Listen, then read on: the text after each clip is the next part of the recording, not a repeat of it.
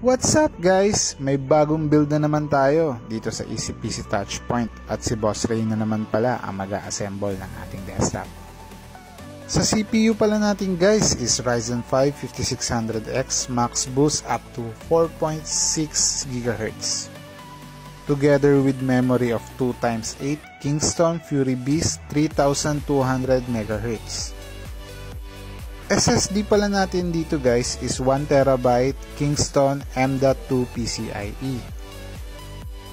At ayun na nga, sa part na to sinisimulan na ni Boss Ray ang pag-assemble ng ating desktop.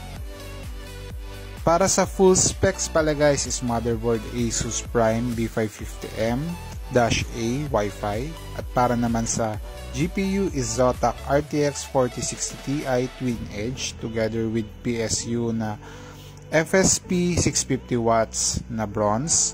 Para naman sa case is Keytech Robin Mini Dual Chamber ATX build.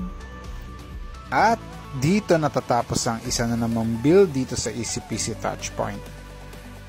Para sa mga ganitong build, don't forget to visit EasyPC Touchpoint and paki-follow kami sa Facebook page and TikTok account. Yun lang, salamat!